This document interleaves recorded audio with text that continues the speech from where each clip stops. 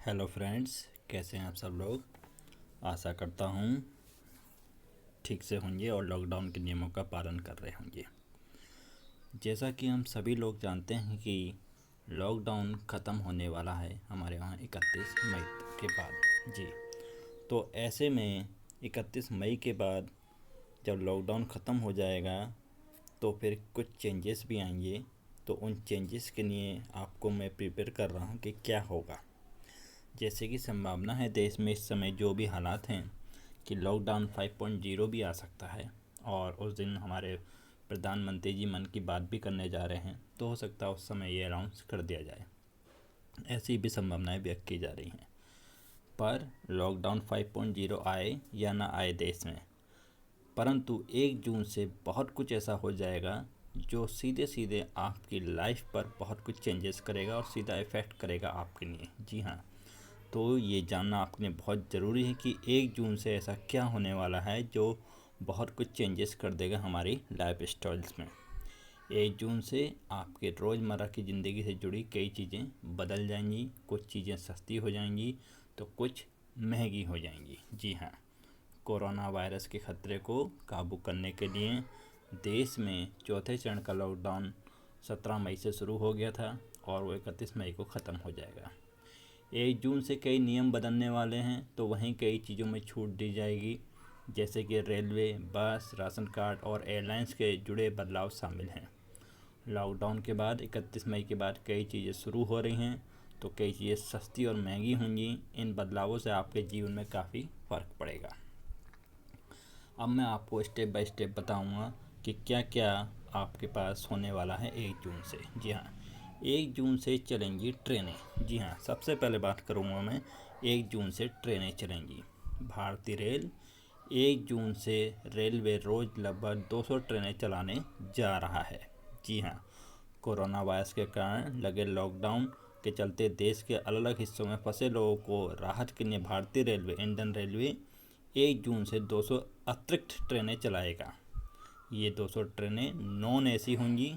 Rail मंत्री पीयूष गोयल ने tweet करके इस बात की पुष्टि की है। जी हाँ, उन्होंने ऐसा कहा है। इन ट्रेनों में भी टिकटों की बुकिंग शुरू हो चुकी है। हाल ही में रेलवे बोर्ड के अध्यक्ष की ओर से दी गई जानकारी के मुताबिक कुछ ट्रेनों को छोड़कर ज़्यादातर ट्रेनों से अभी भी सीटें उपलब्ध हैं। उन्होंने कहा है कि जिन रूटों पर ट्रेनें भर गई हैं उन पर और ट्रेनें चलाई जाएंगी। सिर्फ IRCTC की ऑनलाइन टिकट बुकिंग, जी हाँ ये ध्यान रखिएगा, ओनली IRCTC की जो वेबसाइट है ऑफिशियल, उसी से आप टिकट बुक कर सकेंगे और मोबाइल ऐप के ज़रिए भी आप टिकट बुक कर सकते हैं IRCTC के। रेलवे ने कहा है कि इन ट्रेनों में कब से टिकट बुक किया जा सकेगा इसकी है। जी हाँ, अब आप इनमें टिकट बुक कर सकते हैं, ऐसा उनके द्वारा कहा गया है।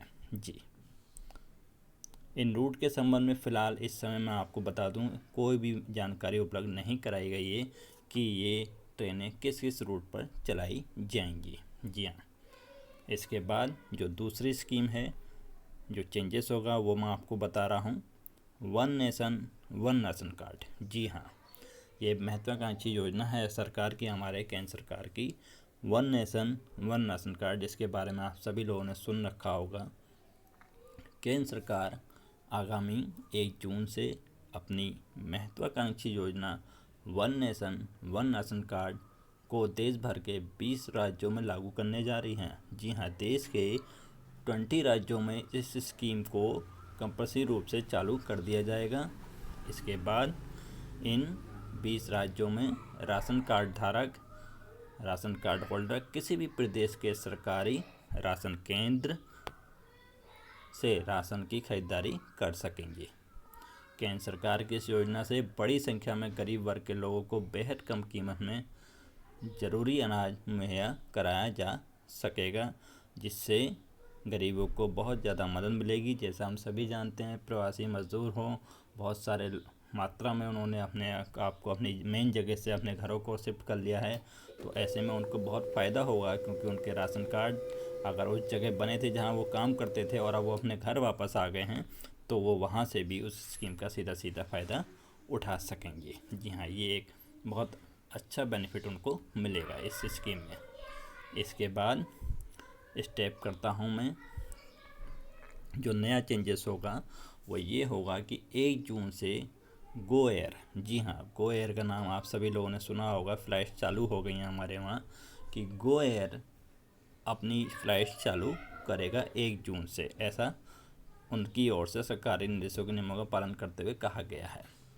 बजट कैरियर गो एयर सरकारी निर्देशों और नियमों का पालन करते हुए 1 जून से अपनी घरेलू उड़ानें, जी हाँ, घरेलू उड़ानों की बात कर रहा हूँ मैं, डोमेस्टिक फ़्लाइट स्टार्ट शुरू करने वाला है। डोमेस्टिक फ़्लाइट चालू होंगी। Civil aviation minister Hardeep Singh Puri ने बुधवार को ट्विटर पर ऐलान किया है कि 25 मई से देश भर में घरेलू पैसेंजर उड़ानें शुरू हो जाएंगी, लेकिन इसके लिए पैसेंजरों और एयरलाइंस सभी को कुछ खास नियमों का पालन करना पड़ेगा। गो एयर को छोड़कर शुक्रवार से एयर इंडिया सहित सभी भारतीय एयरलाइंस कंपनियों ने घरेलू उड़ानों की बुकिंग शुरू कर दी है। और गो एयर से जुड़े सूत्र ने कहा है कि कंपनी 1 जून से टिकटों की बुकिंग कर रही है, ऐसा उनके द्वारा कहा गया है।